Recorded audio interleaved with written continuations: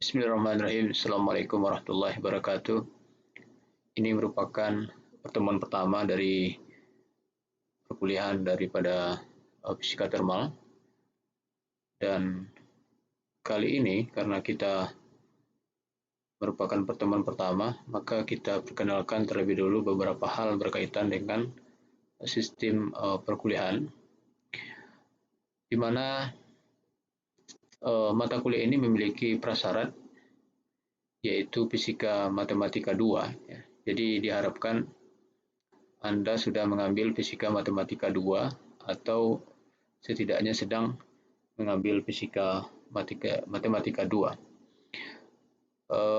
Untuk fisika termal diajar oleh beberapa staf dan saya adalah salah satu, dan dua lagi untuk kelas yang lain itu diajar oleh staf yang lain. Jika ada pertanyaan maka bisa disampaikan melalui email ini atau bisa juga di komen pada YouTube ini. Ini adalah PEO daripada jurusan Fisika Universitas Andalas, di mana setelah Anda menamatkan studi di jurusan fisika maka diharapkan akan bisa mencapai tujuan daripada program pendidikan yang ada di jurusan fisika. Kemudian untuk mata kuliah fisika termal sendiri ini ditumpangkan 3 capaian pembelajaran program studi atau Expected Learning Outcomes. Yang pertama atau LO1 yaitu mampu menguasai pengetahuan tentang hukum dasar dan prinsip-prinsip fisika klasik dan modern. Yang kedua dan berikutnya dapat dilihat pada slide ini. Jadi setelah menyelesaikan kuliah ini, maka diharapkan Anda setidaknya memiliki 3 hal, ya, 3 hal atau menguasai atau mencapai 3 expected learning outcome ini. Untuk perkuliahan, kita akan menggunakan buku Schroeder, Introduction to the Thermal Physics, dan slide perkuliahan akan selalu disediakan pada website iLearn ini, termasuk juga tugas dan ujian itu juga akan selalu diberikan melalui website iLearn. Sebelum memulai perkuliahan ini, saya mengucapkan terima kasih yang banyak kepada beberapa profesor yang sudah mengembangkan slide perkuliahan ini, di mana slide perkuliahan yang digunakan di dalam presentasi ini adalah disediakan oleh Profesor Miza dan Weida Wu, dan dilakukan beberapa modifikasi dan penggunaan daripada slide ini mendapatkan izin dari Dr. Wu, ya. Jadi terima kasih sekali lagi kepada dua profesor dan 1 orang doktor yang sudah mengembangkan bahan kuliah ini. Dan di dalam perkuliahan ini tidak dilakukan penerjemahan, ya, supaya mahasiswa memiliki kemampuan literasi berbahasa Inggris, setidaknya istilah-istilah umum yang ada di dalam fisika termal. Ini di antara materi yang akan kita cover, di mana pada kali ini kita akan masuk kepada pendahuluan temperatur dan berkaitan dengan gas ideal, ya, masih bab pertama, di mana bab pertama itu akan ada 3 pertemuan direncanakan dan ada beberapa PR rencananya. Jadi kalau dilihat dari sini akan ada 4 kali ujian, dan di mana ujian 1 sampai dengan bab 2, kemudian ujian 2 sampai bab 5 rencananya, kemudian ujian 3 sampai bab 6, dan terakhir ujian 4 atau final exam ketika kita menyelesaikan bab 7 itu rencananya. Oleh karena itu, adapun penilaian daripada perkuliahan ini, rencananya ujian yang ada 4 kali tadi, itu masing-masing nilainya 15% atau totalnya 60%, kemudian tugas itu totalnya 30%. Ya, totalnya 30%, ada rencananya ada collaborative projects, yaitu tugas berkelompok, ya, dan tugas sendiri 20% rencananya. Jika nanti tidak ada collaborative project, berarti tugas mandiri ini menjadi 30% dan ada soft skill dan nilai, termasuk di sini adalah kehadiran, itu total nilainya 10%. Baik, kita masuk ke materi kita yang mana pada kali ini, yaitu berkaitan dengan temperatur, gas ideal, dan teorema ekuipartisi bagian pendahuluan. Ya. Jadi biasanya materi daripada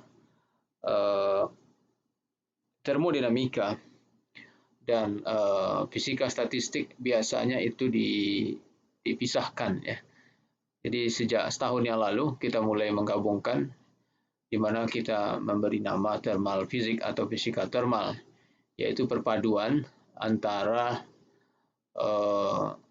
termodinamika dan fisika statistik, ya, fisika statistik, di mana termodinamika ini sudah diperkenalkan, ya, ketika mempelajari fisika dasar, ya, di mana termodinamika ini banyak memberikan landasan kepada kita tentang hubungan-hubungan antara besaran-besaran makroskopik daripada satu sistem dengan sistem yang lain. Ketika kita mempelajari termodinamika, kita akan diperkenalkan ada dua cara pandang. Dua cara pandang kita memandang sebuah sistem.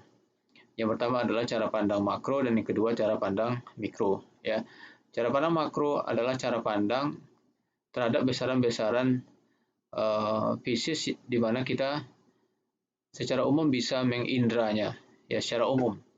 Jadi misalnya tekanannya, volumenya, temperaturnya, ya, perubahan-perubahan ini semuanya bisa kita indra, ya.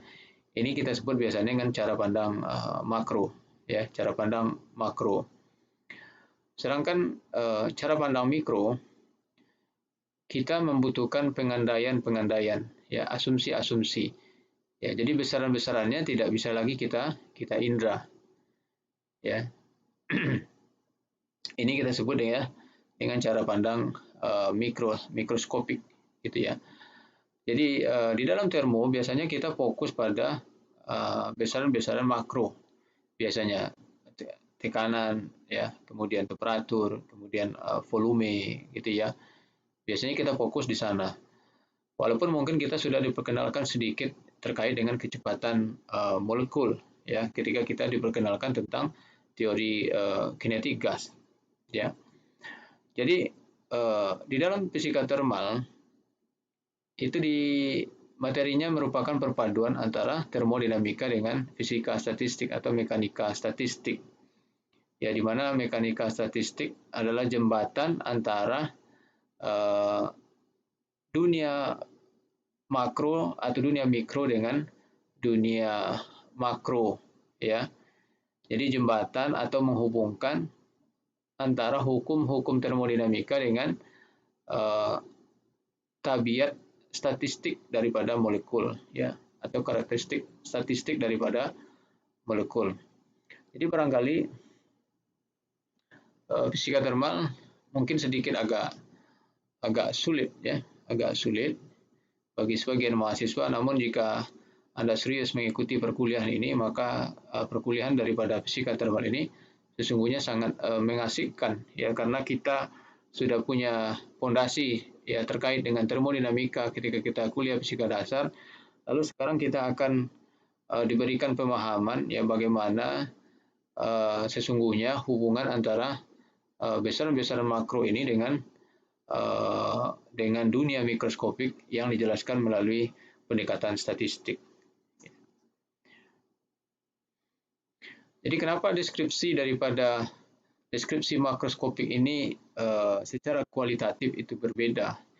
Kenapa kita perlu memandang ya benda-benda makro itu sebagai kasus yang spesial daripada objek fisik, gitu ya. Jadi untuk partikel tunggal, seluruh besaran mekanika klasik, elektromagnetik dan mekanika kuantum itu bersifat time reversal invariant, ya. Apa maksud daripada time reversal invariant? Bahwa penggantian tanda. Oke, sebelumnya kita lihat dahulu time reversal. Apa maksud time reversal? Jadi penggantian tanda daripada sebuah persamaan itu akan menggambarkan bahwa sebuah benda itu bergerak mundur. Jadi kalau kita ada persamaan mekanika ya, lalu kalau kita ganti tandanya dengan menambahkan tandanya negatif, berarti maka itu bisa menandakan bahwa benda itu bergerak mundur, kan? Atau dia bergerak sebaliknya. Ya, jadi penggantian tanda itu memberikan arti demikian. Itu kita namai dia dengan time reversal, ya, time reversal.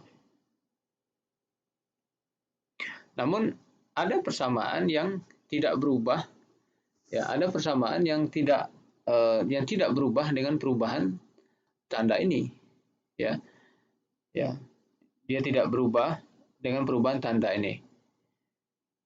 Nah, ini yang kita sebut dia dengan time reversal invariant, ya, time reversal invariant. Jadi hal ini menandakan bahwa hukum-hukum fisika yang sama itu berlaku dengan baik untuk dua situasi itu, ya.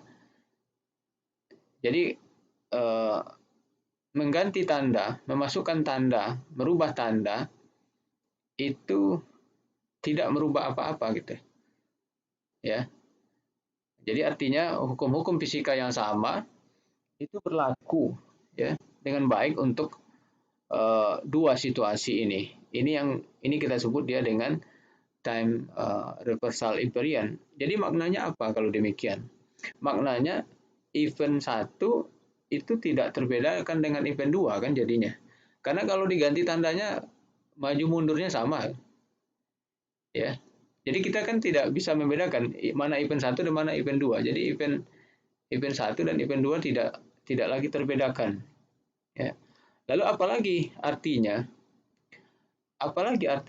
bahwa kalau demikian arah atau arus daripada perubahan waktu tidak lagi memiliki arah referensi, arah acuan, ya, di dalam interaksi ini, ya. Jadi kalau kita tidak lagi bisa menentukan tidak bisa lagi kita menentukan maju mundurnya, gitu ya. Itu kan kita tidak memiliki aliran waktu, kan, arah waktu, ya, acuan. Nah, itu yang dimaksud dengan time reversal invariant. Jadi kita tidak bisa lagi membedakan satu event dengan event lain. Jadi maknanya apa kalau demikian? Maknanya berarti kan prosesnya seakan-akan reversible, ya. Seakan-akan, gitu ya. Seakan-akan reversible. Jadi kalau sudah time reversal invariant berarti prosesnya kan tidak bisa dibedakan. Kalau sudah tidak bisa dibedakan berarti kan prosesnya kan reversible nih. Terbalikan prosesnya. Padahal untuk objek-objek makroskopik itu, ya, untuk objek-objek makroskopik prosesnya itu sering, ya, irreversible. Jadi time reversal invariant itu tidak pernah terjadi, ya, tidak pernah terjadi. Jadi oleh karena itu deskripsi makroskopik itu sedikit berbeda, ya. yang ada di dalam mekanika klasik, ya, elektromagnetik dan mekanika kuantum. Oke, sekarang kita masuk saja. Ini hanya ide daripada terkait dengan perkuliahan daripada fisika termal. Tadi disinggung dengan panah waktu, ya. Ya tadi ya disinggung dengan di sini ya terkait dengan panah waktu. Maka nanti kita akan berhubungan dengan panah waktu ketika kita nanti akan membahas entropi, ya. Ketika kita membahas entropi, dan itu juga akan berhubungan dengan hukum kedua termodinamika. Di mana hukum kedua termodinamika ini kan salah satunya muncul untuk menjawab keterbatasan daripada hukum pertama. Jadi kalau berdasarkan hukum pertama, ya. Jadi kalau berdasarkan hukum pertama termodinamika, bahwa seluruh proses yang memenuhi hukum kekekalan energi, maka proses itu bisa terjadi secara spontan. Itu kan menurut hukum pertama, ya. Namun ternyata tidak, gitu ya. Ternyata tidak. Ya, jadi kan contoh sederhananya misalnya kalau kita mengaduk-aduk air, ya, maka ada kemungkinan temperatur air itu akan naik, ya. Temperatur airnya akan naik, ya. Namun kalau prosesnya kita lakukan sebaliknya, kalau temperaturnya kita naikkan, maka pengaduk kita kan tidak akan mau mengaduk sendiri, ya. Iya kan? Nah, jadi itu kan tidak melanggar hukum kekayaan energi sebetulnya jika itu bisa terjadi, tapi itu tidak bisa terjadi. Sama halnya kalau kita merebus air dengan misalnya pemanas air menggunakan yang dimana dialiri oleh listrik melalui kawat spiral itu yang dimasukkan ke dalam cerek, ya, yang untuk merebus air. Jadi kalau kita aliri listrik, maka air kita kan akan panas. Tapi ketika airnya kita panaskan, apakah listriknya mengalir? Gitu. Prosesnya kita balik, gitu ya? Tidak kan, gitu ya? Tidak, gitu. Jadi oleh karena itu, disinilah salah satu peran daripada hukum kedua termodinamika, di mana proses itu secara spontan itu hanya terjadi pada satu arah saja, secara spontan. Kalau tidak secara spontan, kita butuh mesin. Nah, maka di sana nanti muncul mesin-mesin galon, ya. Oke. Baik, ya, sebelum kita masuk kepada materi utama kita, secara umum di dalam termodinamika kita kan mengenal ada sistem, ada lingkungan, kan. Sesuatu yang menjadi objek kajian kita biasanya kan kita sebut dengan sistem. Dan sistem ini terbagi secara umum boleh dikatakan 3, ya. Ada sistem terbuka, sistem tertutup, ya, dan sistem terisolasi, ya. Jadi kalau sistem terbuka, materi dan energinya bisa bertukar dengan lingkungan, ya. Jadi seperti ini kan terbuka nih, ini kan bisa bertukar. Jadi materinya dan energinya bisa bertukar. Kalau sistem tertutup, pertukaran energi bisa saja terjadi kalau tertutup, ya. Pertukaran energi bisa terjadi, tetapi tidak dengan materinya, ya. Jadi kalau energinya bisa saja. Oke, kemudian isolasi tentu keduanya, ya, seperti ini. Jadi sistem terisolasi. Untuk besaran makro tadi sudah saya singgung sebetulnya. Jadi besaran-besaran makro ini biasanya secara umum besaran-besaran ketika dia mengalami perubahan kita bisa mengindranya, ya. Jadi contohnya temperatur, ya. Temperatur. Kemudian jadi untuk menggambarkan sistem ini kita butuh besaran-besaran, ya. Nah, besaran itu kalau dia cara pandang kita makroskopik, maka kita sebut dia dengan parameter makro. ini bisa temperatur ya. Jadi kalau temperatur berubah, kita kan bisa merasakan. Kemudian volume kalau berubah, kita bisa melihat atau kita bisa merasakan. Tekanan kalau berubah kita bisa merasakan. Ya,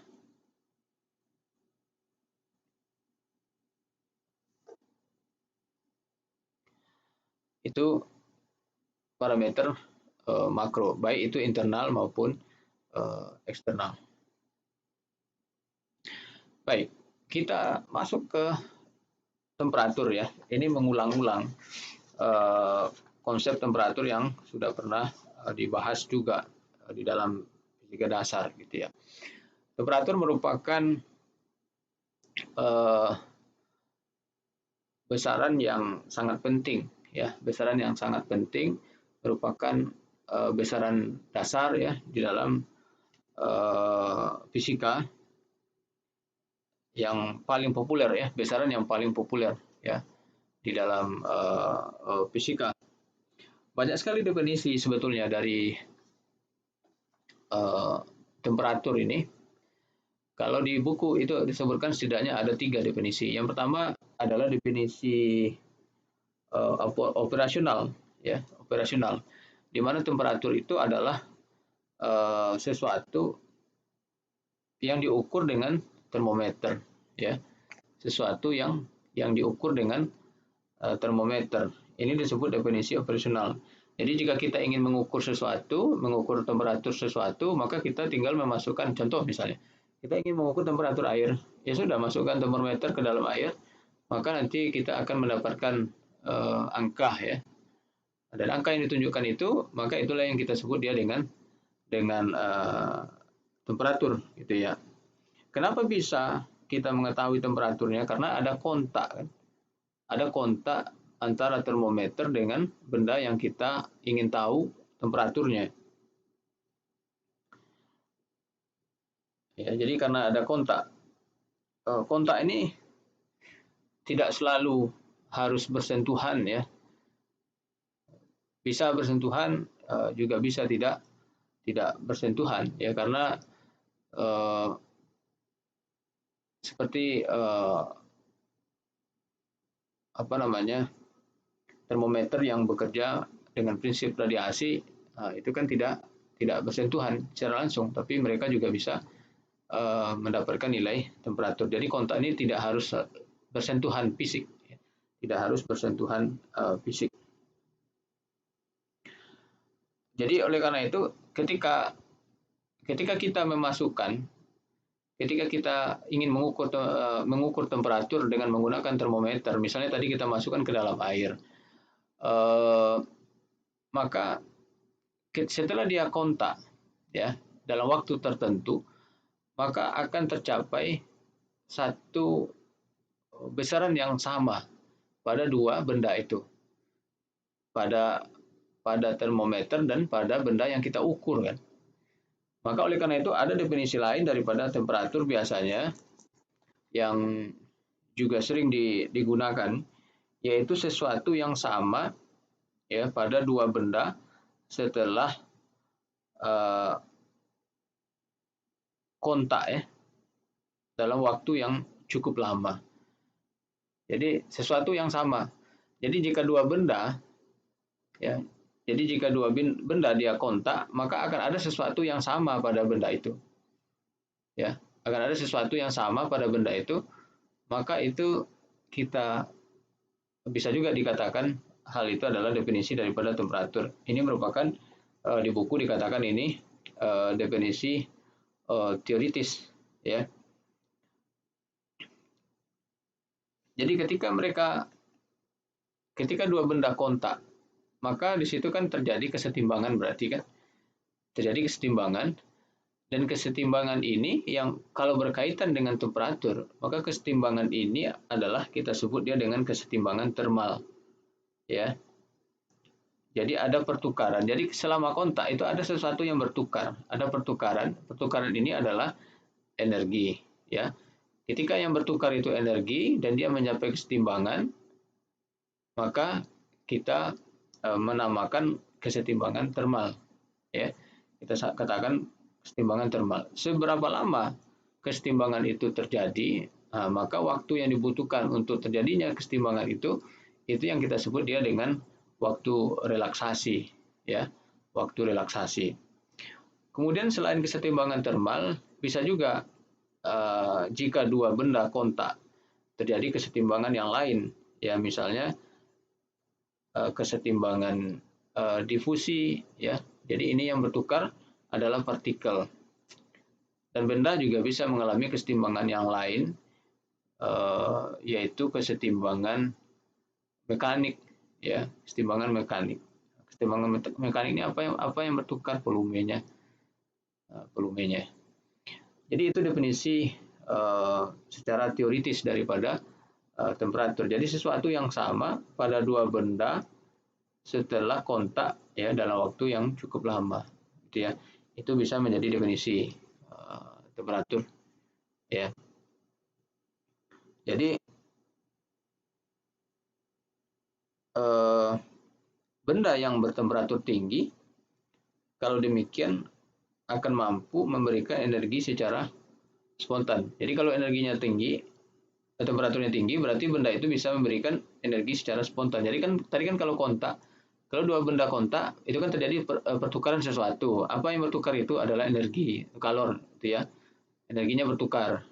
Nah, jadi kalau bendanya kita sebut dia bertemperatur tinggi, berarti dia bisa memberikan energi kepada partner atau kawan kontaknya, gitu ya, secara spontan. Kalau kita mengatakan benda bertemperatur rendah, berarti dia bisa menerima energi dari lawannya atau dari kawan kontaknya, gitu ya. Oke. Oleh karena itu, karena sesuatu yang sama pada benda tadi ketika kontak itu kan berkaitan dengan kecenderungan mereka untuk melepaskan atau menerima energi. Maka ada juga definisi temperatur di buku disebutkan temperatur itu adalah ukuran kecenderungan suatu benda untuk secara spontan memberikan energi ke sekelilingnya. Ya, jadi bisa juga itu definisinya, ukuran kecenderungan sebuah benda untuk secara spontan memberikan energi ke sekelilingnya. Ya, berkaitan dengan konsep dasar dari temperatur, ini adalah hukum K0 termodinamika, ya. Hukum K0 termodinamika, di mana hukum ini berkaitan dengan kesetimbangan termal yang tadi sudah dijelaskan. Hukum K0 termodinamika merupakan hukum yang ditemukan tidak di awal-awal, ya. Jadi ditemukan jauh sesudah hukum pertama, hukum kedua, gitu ya. Namun dinamai hukum K0 karena hukum ini berkaitan dengan temperatur, di mana temperatur merupakan salah satu parameter dasar daripada termodinamika atau fisika sekalipun, ya. Jadi oleh karena itu dinamai dia hukum K0, diletakkan lebih awal dari hukum pertama namanya, gitu ya, walaupun dia ditemukan belakangan. Oke, jadi tadi sudah disebutkan, ya, bahwa untuk mengukur temperatur kita memerlukan instrumen, ya. Kita memerlukan instrumen. Instrumennya yaitu termometer, ya. Sebagian besar termometer ini bekerja berdasarkan prinsip muai termal, ya. Sebagian besar, contohnya adalah termometer air raksa misalnya, ya. Jadi sebagian besar termometer ini bekerja berdasarkan konsep pemuaian, ya. Karena sebagian besar bahan itu kan cenderung memuai jika dipanaskan, ya. Jadi yang paling umum contohnya termometer air raksa. Biasanya kalau kita kalau kita mendefinisikan skala, ya, daripada termometer, biasanya kita memerlukan dua titik referensi, ya. Biasanya kan titik didih dan titik beku, ya. Ya, 0 dan 100, ya. Ini digunakan pada skala Celcius ya. Ini pada skala Celcius. Kemudian model lain daripada termometer yang berbasis pemuaian itu juga ada pada bimetal ya. Kemudian juga pada gas ya. Pada gas juga ada. Jadi juga ada pada gas, baik itu pada volume konstan maupun pada tekanan konstan ya. Uniknya itu pada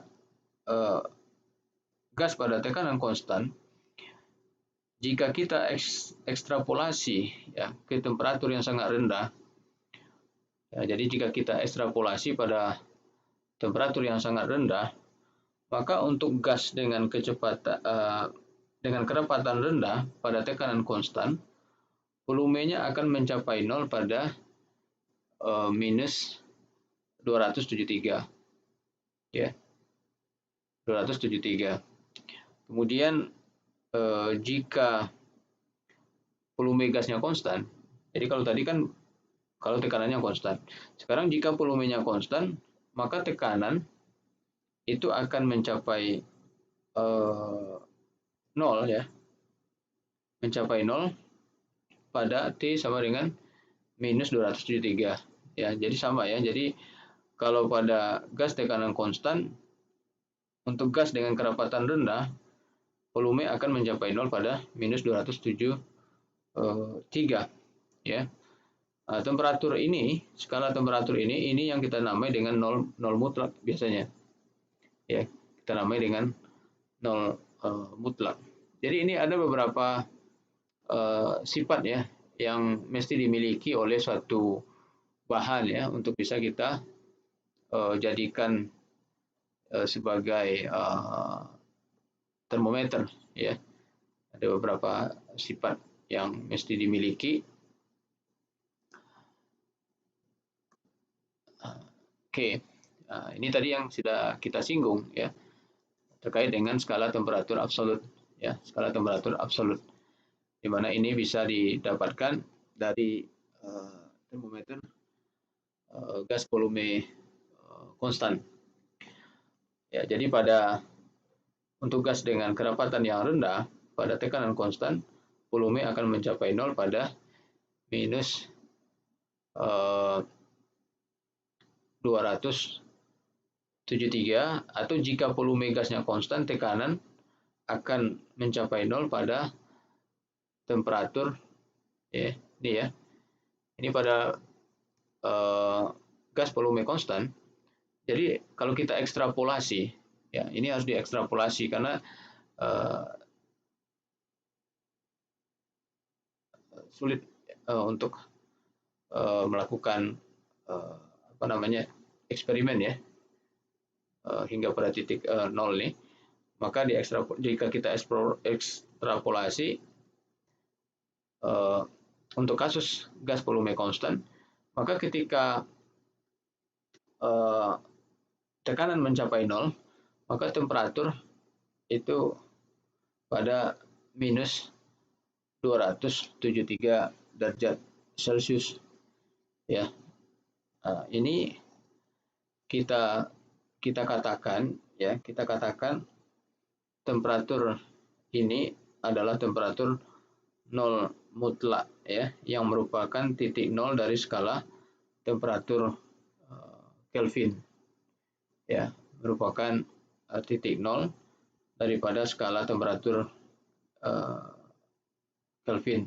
Jadi itu perbedaan kan, kalau kita lihat dari skala Celcius, kalau skala Celcius itu 0 derajat Celcius mulainya kan. Titik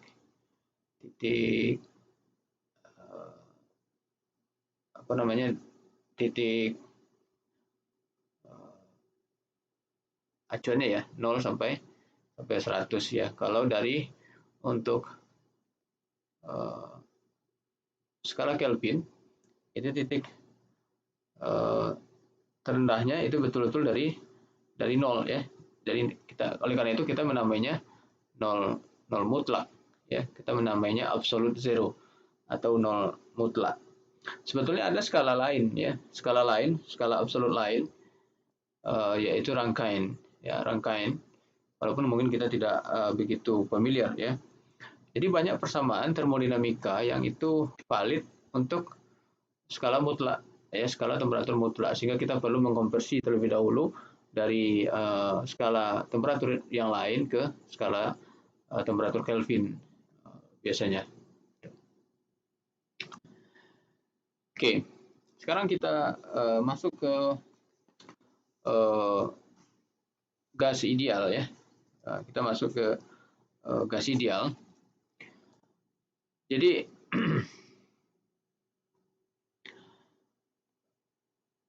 tadi kita sudah mengenal sedikit berkaitan dengan temperatur ya. Kita sudah melihat sedikit tentang temperatur. Namun kita belum melihat adanya hubungan antara temperatur dengan energi. Ya. Kan tadi yang berubah. Jadi ada temperatur, ada kesetimbangan termal. Kesetimbangan termal terjadi kalau kapan kita mengatakan sebuah nilai temperatur ketika terjadi kesetimbangan termal. Kesetimbangan termal terjadi ketika sudah tidak ada lagi pertukaran energi kan. Ketika sudah tidak ada lagi pertukaran energi. Namun sekarang kita belum melihat hubungan ya, hubungan yang dalam bentuk sebuah persamaan. Bagaimana hubungan antara temperatur ini dengan energi sebetulnya? Maka untuk menjelaskan itu kita bisa kita bisa menggunakan sebuah pemodelan ya, yang kita sebut dengan pemodelan atau model gas ideal. Ya namanya gas ideal ya. Namanya gas ideal. Jadi tentu gas yang yang betul-betul ideal, di mana tidak ada interaksi antara anggota gas itu. Jadi kalau kita misalkan ini adalah sebuah kontainer di mana di dalamnya ada gas, maka antara satu molekul gas dengan molekul lain itu tidak ada tabrakan. Ya, tidak ada tabrakannya. Ya, jadi artinya apa? Jadi jarak antara satu molekul dengan molekul yang lain itu sangat besar ya nilainya dibandingkan dengan ukuran daripada molekul itu sendiri. Ya, jadi dengan arti kata kerapatan daripada gas ini sangat rendah ya kerapatannya. Jadi ada banyak asumsi di sini ya, banyak sekali asumsinya. Jadi semua molekul ini contohnya semua molekul identik dengan jumlah yang sangat besar, kemudian molekulnya sangat kecil ya dibandingkan ya dengan jarak rata-rata antar mereka, kemudian tidak ada interaksi antar mereka, jadi tidak ada interaksi dengan mereka.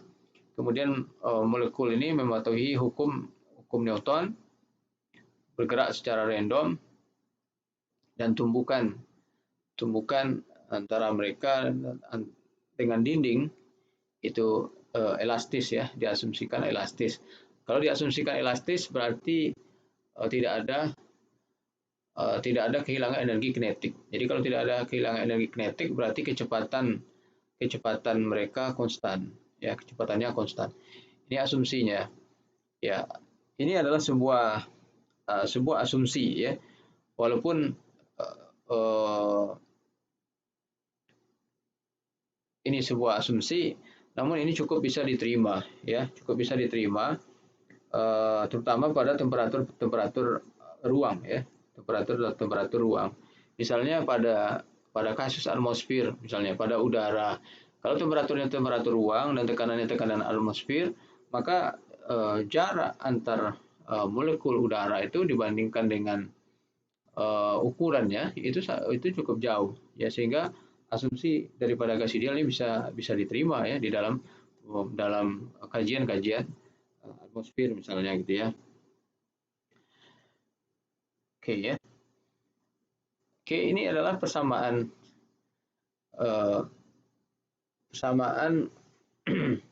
gas ideal ya, persamaan gas ideal atau kita sebut persamaan keadaan ya, persamaan keadaan. Persamaan keadaan itu adalah persamaan yang menghubungkan besaran-besaran makro. Jadi persamaan gas ideal ini merupakan persamaan yang menghubungkan besaran-besaran makro daripada satu bahan ya yang berada dalam kesetimbangan termal, yang berada dalam kesetimbangan termodinamika. Kesetimbangan termodinamika adalah kesetimbangan termodinamika adalah satu kesetimbangan di mana harus terpenuhinya tiga kesetimbangan. Kesetimbangan itu kan ada kesetimbangan termal, kesetimbangan mekanik, dan kesetimbangan kimiawi. Nah, jika ketiga kesetimbangan ini terpenuhi, maka kita katakan benda kita atau materi kita berada dalam kesetimbangan termodinamika. Ya, kesetimbangan termodinamika. Ini adalah persamaan daripada persamaan keadaan gas ideal. PP sama dengan nRT. P itu adalah tekanan, V itu adalah volume, di mana N ini adalah jumlah mol, ya, di mana jumlah mol ini sama dengan jumlah molekul dibagi dengan bilangan Avogadro. N ini kan sama dengan jumlah molekul atau N besar dibagi dengan bilangan Avogadro. Kemudian R adalah konstanta umum gas ideal. Kemudian T adalah temperatur, ya. Dan ini kalau kita masukkan persamaan ini, jadi tadi N sama dengan N per Na, ya. Jadi jumlah mol sama dengan jumlah molekul dibagi bilangan Avogadro, atau N jumlah molekul sama dengan mol dikali bilangan Avogadro. Kalau kita masukkan ke dalam persamaan, maka kita akan mendapati tadi kan di sini ini ya, N ini kan N per Na. Lalu di sini ada R per Na berarti, ya. N per Na ini adalah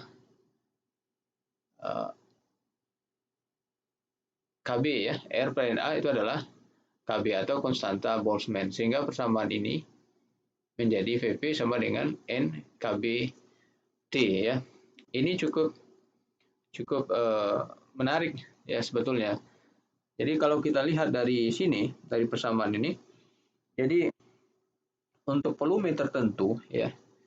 Jadi untuk volume tertentu, kalau temperatur kita naikkan, jadi misalnya ini tetap nih, temperatur kita naikkan 2 kali, ya, maka tekanan akan naik 2 kali. Jadi kalau temperatur kita jadikan 2 kali, maka tekanan juga akan menjadi 2 kali, ya.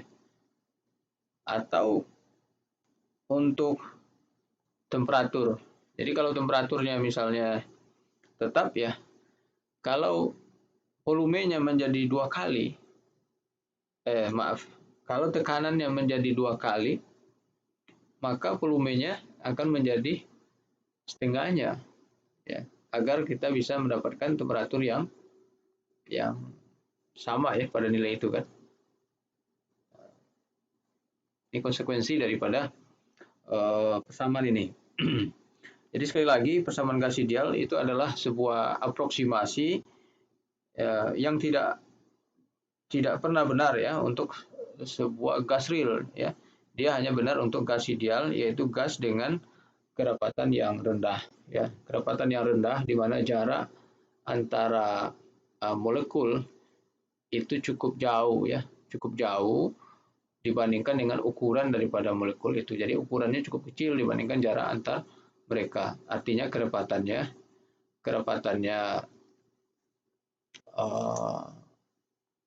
rendah gitu ya. Itu syarat untuk berlakunya persamaan gas ideal. Oke, sekarang kita coba melihat hubungan. Jadi tadi kan kita udah menyinggung ya bahwa temperatur ada hubungan dengan kesetimbangan termal. Kesetimbangan termal ada hubungan dengan pertukaran energi. Nah, sekarang kita lihat bagaimana sih hubungan antara temperatur dengan energi. Kalau kita perhatikan, kita baru memiliki ini kan. Kita baru memiliki hubungan antara tekanan dengan temperatur, ya. Hubungan ada antara tekanan dengan temperatur, ya, PP, NKT atau tadi PP NRT itu. Kita baru miliki itu. Berarti kita sekarang harus memulai dari sini, ya. Oke, sekarang kita asumsikan kita memiliki sebuah molekul di dalam sebuah silinder ini, ya. Kita memiliki sebuah molekul, ya, dengan persyaratan yang tadi sudah disebutkan di awal. Asumsikan ini gas ideal. Jadi dia memiliki kecepatan linear Px seperti ini, ya. Kemudian juga bergerak linear, ya, bergerak linear. Kemudian tumbukannya dengan dinding itu elastis sehingga uh, tidak ada kehilangan daripada tidak ada kehilangan energi kinetik, gitu ya. Kita asumsikan demikian, maka dari sini kita bisa mendapatkan hubungan antara temperatur dengan energi kinetik. Tadi seperti yang saya sampaikan di awal, kita baru memiliki tekanan. Jadi PP sama dengan NKT atau PP sama dengan nRT. Kita memiliki itu. Berarti sekarang kita mulai dari tekanan. Tekanan itu merupakan, jadi kalau ada tekanan, itu pasti akibat tumbukan. Ya, tumbukan molekul dengan siapa? Yaitu dengan dinding. Ya, tumbukan molekul dengan dinding. Ya. Jadi tekanan itu gaya per satuan luas. Ya. Gaya per satuan luas, ya. Jadi bisa kita turunkan luas ini, bisa kita dapat luas sudah diketahui. Kemudian gaya ini bisa kita menggunakan hukum Newton, ya.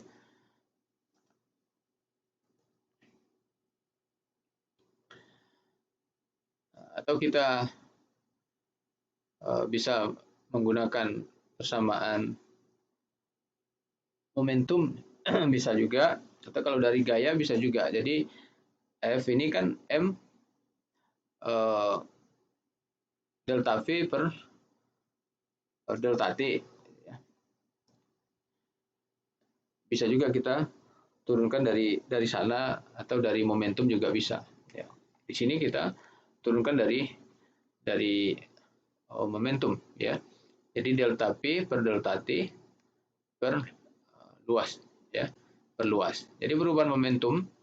Jadi momentum akhir dikurangi momentum awal, ya. Ya, momentum akhir kan ke sini, ya, negatif. Kemudian dikurangi momentum awal, dapat kita 2 M Px, ya. Dapat kita 2 M Px.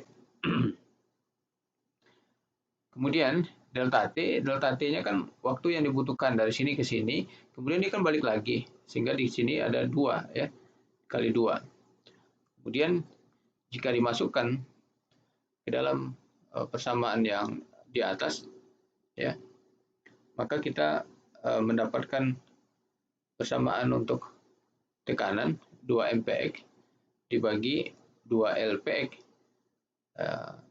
dibagi A, ya, kali per A, maka didapatkan persamaan MPx kuadrat ini. Ini dua-duanya kan hilang, ya. Ini kan naik ke atas kuadrat, MPx kuadrat, M tetap, lalu L dikali A, panjang ini dikali dengan A, ini adalah volume. Sehingga MPx kuadrat 1 per volume, ya. Jadi dapat persamaannya sampai di situ. MPx kuadrat per volume. Jadi apa artinya dari sini? Jadi di sini kan pangkat 2 nih, ya. Di sini pangkat 2. Satu tadi dari momentum dan satu lagi dari sumbangan dari waktu, ya. Jadi apa artinya? Jadi kalau kita lihat dari sini, kalau molekul itu kencang kecepatannya, maka tekanannya akan lebih besar, ya. Tekanannya akan lebih besar dan tumbukan akan lebih sering terjadi, ya. Nah, karena ini pangkat 2, ya. Kalau kita lihat dari persamaan ini. Kemudian Kalau kita memiliki banyak molekul, ya, sekarang kita asumsikan kita memiliki banyak molekul, ya. Kalau kita memiliki banyak banyak molekul dan bergerak ke semua arah, ya, bergerak ke semua arah, maka persamaan ini sebetulnya bisa kita pindahkan V ini ke sini, ya, menjadi PP, kan. Ini ke sini menjadi PP. Jadi PP kan sama dengan MPX kuadrat, ya. Kalau kita memiliki banyak molekul, berarti kan PP sama dengan MP1 X kuadrat tambah MP2 X kuadrat tambah MP3 X kuadrat, ya, dan seterusnya, ya. Atau bisa kita tulis dalam bentuk seperti ini, ya. Jadi PP sama dengan sigma M PX kuadrat, ya, dari I sama dengan 1 sampai dengan N, ya. Oke.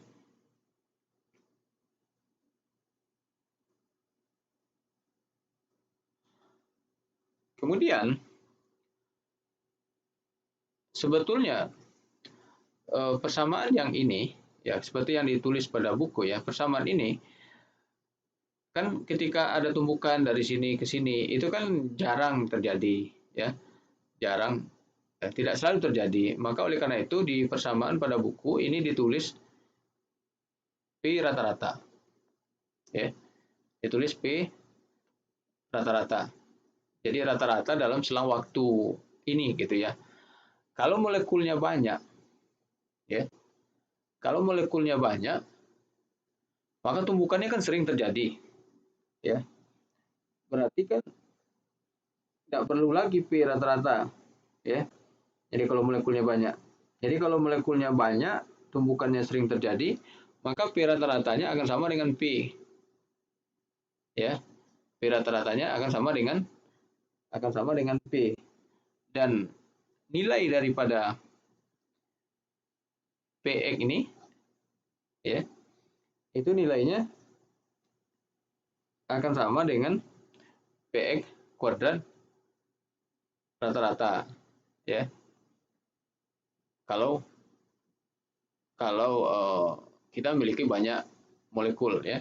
Jadi oleh karena itu persamaan PP, nah, tadi kalau banyak molekul PP kita sama dengan sigma MPE kuadrat, dan ini kan identik, ya. Maka ini bisa di sini kita tulis sama dengan N M nilai ekspektasi daripada PX kuadrat, ya, N dikali M, N ini keluar, ya, N dikali M dikali nilai ekspektasi PX kuadrat, ya, atau PX kuadrat rata-rata, gitu, ya. Oke. Jadi kita memiliki persamaan sekarang PP sama dengan NM PX kuadrat ekspektasi PX kuadrat. Kita panggil kembali persamaan gas ideal sebelumnya, di mana PP sama dengan NKBT. Oke, jadi kalau kita lihat dari sini, KBT berarti sama dengan MPX kuadrat, kan? Ya, kalau kita lihat dari situ, ya. Atau KBT sama dengan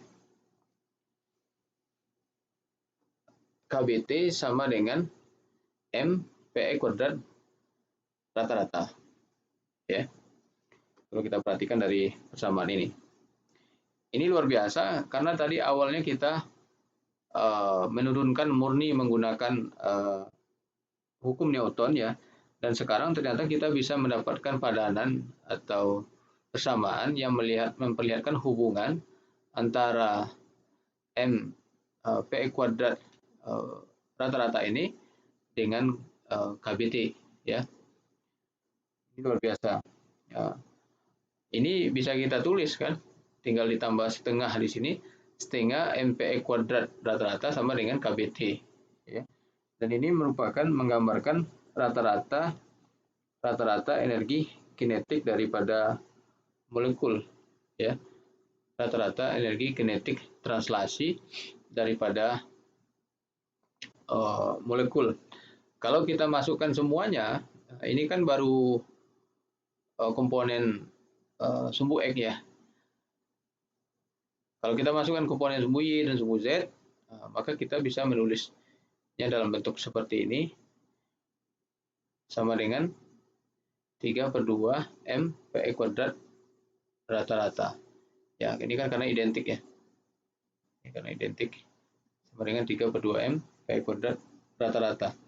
Inilah yang merupakan rata-rata energi kinetik translasi daripada molekul yang bergerak, ya. Jadi sekarang kita sudah dapat hubungan antara temperatur dengan energi kinetik, ya, dengan energi kinetik. Dengan jalan yang sama, maka kita bisa mendapatkan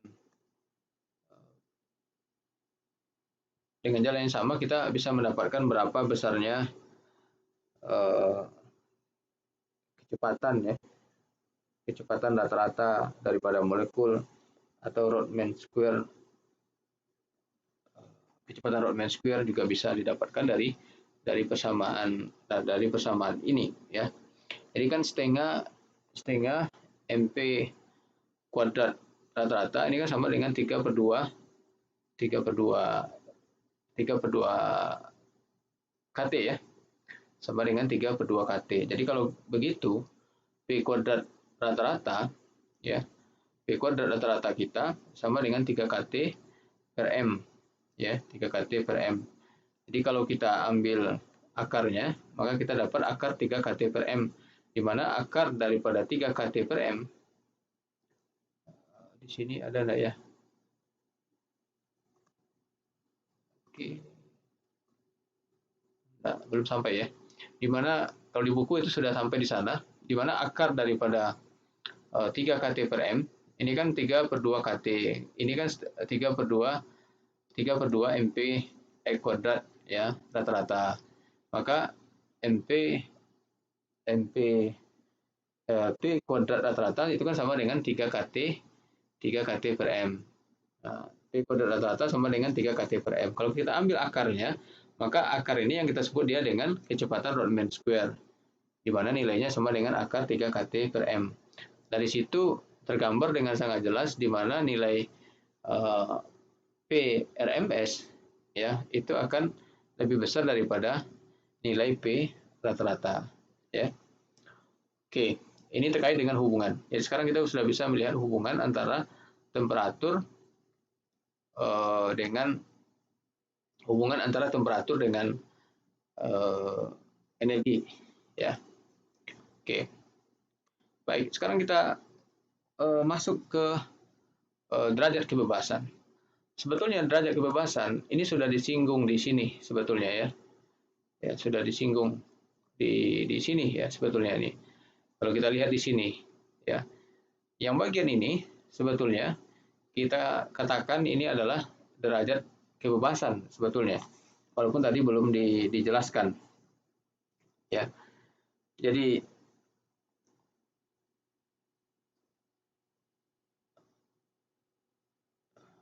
Oke, jadi di sini, ya, yang 3 ini kita katakan sebetulnya derajat kebebasan, sedangkan yang bagian ini kita katakan ini adalah bagian daripada teori ekipartisi, ya.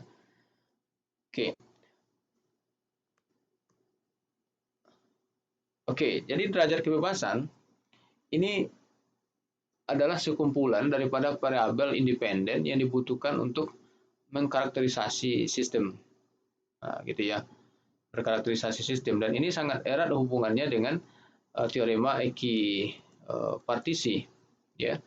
Teorema ekipartisi, di mana teorema ekipartisi itu mengatakan bahwa pada temperatur tertentu, misalnya temperatur T, energi rata-rata dari kuadrat derajat kebebasan, ya, dari kuadrat derajat kebebasan adalah setengah kT, ya. Jadi pada temperatur T, energi rata-rata dari kuadrat kebebasan itu adalah setengah kT. Ini kita sebut dia dengan ekipartisi. Jadi kalau kita perhatikan di sini tadi, nah ini ya, ini kan satu energi dari satu derajat kebebasan, dan itu setara dia dengan setengah kT. Ya, jadi setiap derajat kebebasan dia memiliki energi yang setara dengan setengah kT, ya, setara dengan setengah kT. Banyak sekali derajat kebebasan ini. Ada translasi, ya, seperti yang tadi kita lihat di sini. Ini adalah translasi, sehingga di sini ada 3 energi kinetik translasi. Berarti di sini ada 3 derajat kebebasan. Kemudian bisa juga rotasi, ya, bisa juga rotasi. Kemudian apalagi vibrasi, ya, bisa juga vibrasi. Ini contohnya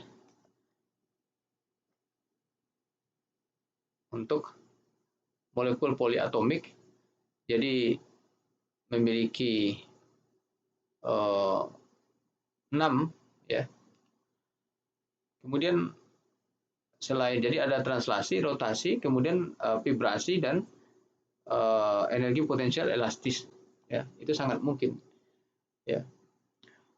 Jadi vibrasi, kalau pada temperatur ruang, kontribusi daripada energi vibrasi, ya, pada energi termal itu tidak ada, ya, hampir tidak ada, sehingga biasanya sering tidak dimasukkan di dalam perhitungan derajat kebebasan, ya.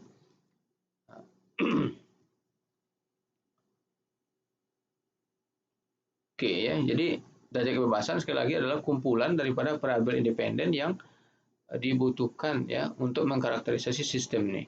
Jadi kalau molekul poliatomik ini memiliki 3 kemungkinan translasi, ya, arah sumbu X, sumbu Y, dan sumbu Z.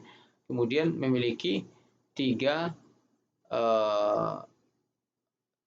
kemungkinan rotasi, ya, di setiap sumbu, ya, ada kemungkinan 3. Kalau di atomik memiliki bisa 3 translasi, arah sumbu X, sumbu Y, dan sumbu Z. Kemudian punya 2 rotasi, ya, 2 rotasi. Kalau yang arah sumbu tidak bisa, ya, ya, sebagaimana yang dijelaskan di dalam mekanika kuantum, gitu, ya. Oke, jadi ini ada 5. Berarti kan derajat kebebasan. Kalau dia monoatomik, berarti kalau monoatomik dia hanya memiliki 3, ya, translasi, sumbu X, sumbu Y, dan sumbu Z.